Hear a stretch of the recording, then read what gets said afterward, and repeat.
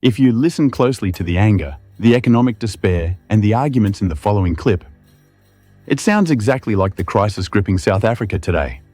But the footage was captured 11 years ago. It exposes the exact systemic cracks that have been used to fuel anti-migrant sentiment for over a decade. Let's take a listen. These people, they work for 80 rand a day, 90 rand a day. It's fine for them because when you go to his country, it's a lot of money. But for us, it's too small. So we are no longer getting jobs anymore because of the salary we're looking for. In parts of South Africa, families are hiding and shops are closing because of a deadline that does not officially exist. Think about that for a moment. June 30th is not an official government deportation deadline. The South African government has not issued a national order telling undocumented foreigners to leave by that date. Yet, for many migrants, June 30th has started to feel very real. Some are afraid. Some are staying indoors, some are leaving, some are registering for repatriation. Governments across Africa are watching. Social media is full of rumors, fake notices, warnings, threats, and panic. And now, the South African state is trying to remind everyone of something that should never have become unclear. Immigration law belongs to government, not mobs. And so, here is the real question. Who turned June 30th into a date of fear? And what does it say about who really controls South Africa's streets? Welcome to the South Africa File, where we follow the history, the power, the politics, and the consequences. In the first episode, we looked at the xenophobia machine, the way real suffering can be twisted into a reason to hate migrants. In the second episode, we looked at how that crisis became Africa's problem. In the third, we listened to Ramaphosa's warnings across 10 years and asked why the same crisis keeps returning. Now we come to the countdown. June 30th, a date that was not issued by the South African government as an official national order, but has still gained power because anti-migrant groups promoted it, fake notices circulated online, and fear already had a place to land. That is what makes this moment dangerous. Not only the possibility of violence on one day, but the fact that a date made on the street can scare people out of their homes, pressure governments, move families, and force a national conversation. A date has become a weapon. And that is where we need to slow down and think. South Africa does have real immigration problems. It has border management problems. It has documentation problems. It has corruption problems. It has weak enforcement. It has employers who exploit desperate people. It has communities that feel abandoned by the state. These are the cracks in the system. And when government leaves those cracks open, groups with their own agendas are more than happy to fill them. But these are reasons for lawful action, not street intimidation. If someone is undocumented, the state must act through legal processes. If someone commits a crime, that person must be investigated and prosecuted as an individual. If employers are exploiting undocumented labor, those employers must be held accountable. But let's be very clear about what we are seeing here. Ordinary people turning themselves into immigration officers, groups issuing deadlines, crowds demanding identity papers in the street, and migrants being told through fear that they must disappear. That is not law and order. That is street power. And that is the real story behind June 30th, not only about migration. It is about who gets to command fear in South Africa. For years, many South Africans have felt that the state is absent. People complain about crime, unemployment, broken municipalities, poor services, overcrowded clinics, weak policing, and corrupt systems. Those frustrations are real. Nobody serious should dismiss them. But when the state fails to respond honestly, someone else steps into the vacuum. That is where movements like March and similar anti-migrant formations become powerful. They do not simply arrive with policy proposals. They arrive with certainty. They say, we know who the problem is, we know what must be done, and we will act where government has failed. To people who feel ignored, that kind of message can sound like leadership. But we have to ask what kind of leadership it is. Is it leadership that builds institutions, protects rights, and solves problems? Or is it leadership that gives angry people a vulnerable target? Because the danger of June 30th is not only what the organisers say they intend. The danger is what supporters, opportunists, criminals, and frightened communities may believe the date allows them to do. That is how panic works. A group announces a deadline. A fake notice makes it look official. A rumour spreads on WhatsApp.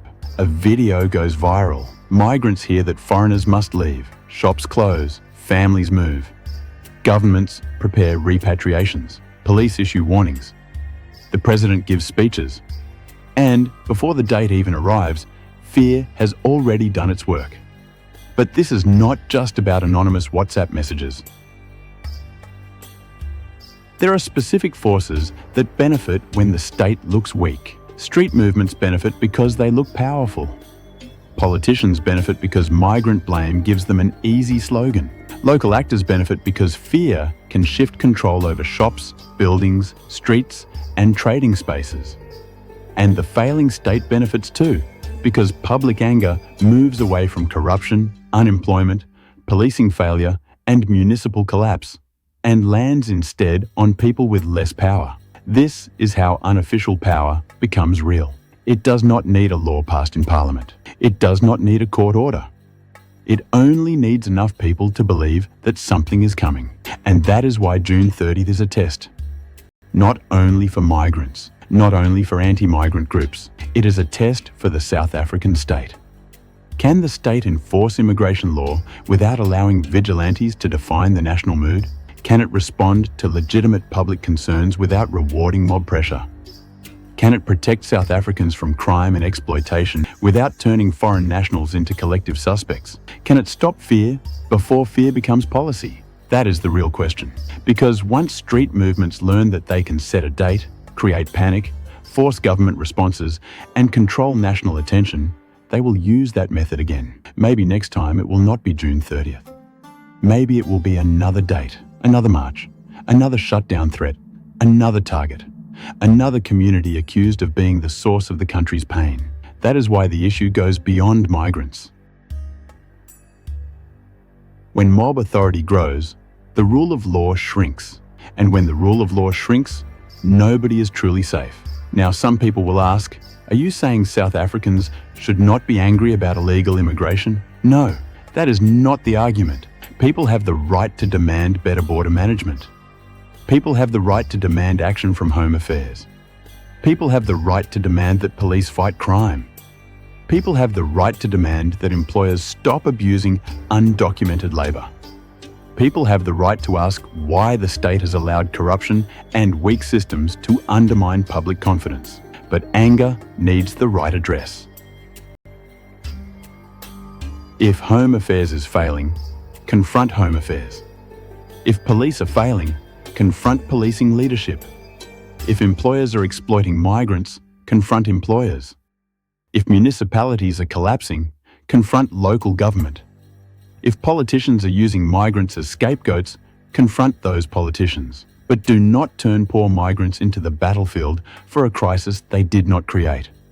Because migrants did not build South Africa's unemployment crisis. They did not design apartheid geography. They did not collapse municipalities. They did not loot state-owned enterprises. They did not create corruption networks. They did not make the state weak. Yet, they are being asked to carry the blame. That is why this countdown matters. June 30th is not only a date on the calendar. It is a mirror showing how far mistrust has gone. A state that people trusted would not need to compete with street deadlines. A migration system that worked would not leave communities vulnerable to rumours. A political culture that respected the law would not allow groups to behave as if they can decide who belongs. And a country confident in its African identity would not allow African migrants to live in fear while leaders speak of Pan-Africanism in public. This is where South Africa must be honest with itself.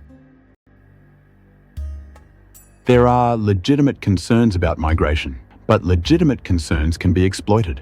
Real suffering can be weaponized. Public anger can be redirected. And the people who suffer most are often not the people who created the crisis. but the people least able to defend themselves. That is what June 30 has exposed. It has exposed a state struggling to regain control of the narrative. It has exposed political actors willing to benefit from migrant blame. It has exposed how quickly misinformation can turn into public fear.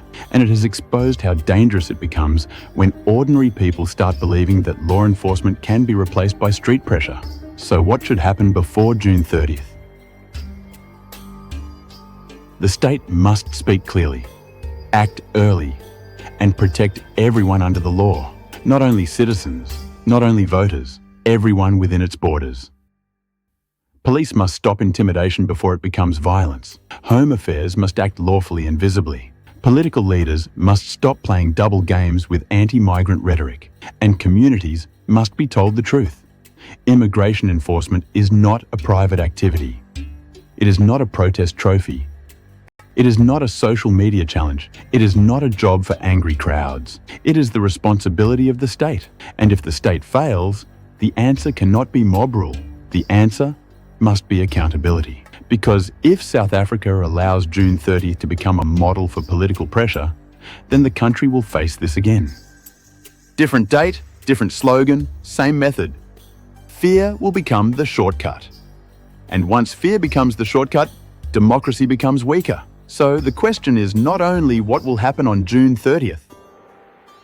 The deeper question is, who has been allowed to make June 30 matter? Who turned a non-official deadline into a national fear point? Who benefits when migrants panic? Who gains power when the state looks weak? And who pays the price when the street begins to act like the government? This is the South Africa File.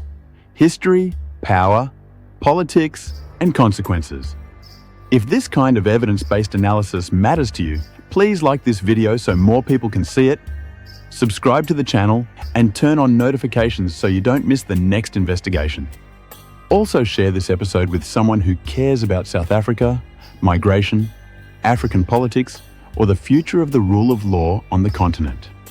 These conversations should not stay hidden in small circles. And before you go, I want to ask you two questions. First, do you think June 30th is mainly about immigration enforcement, or is it about street movements testing the power of the South African state? And second, how should South Africa manage immigration without allowing fear, fake notices, and vigilante groups to control the debate? Put your thoughts in the comments, and let's keep this conversation serious, honest, and grounded in evidence.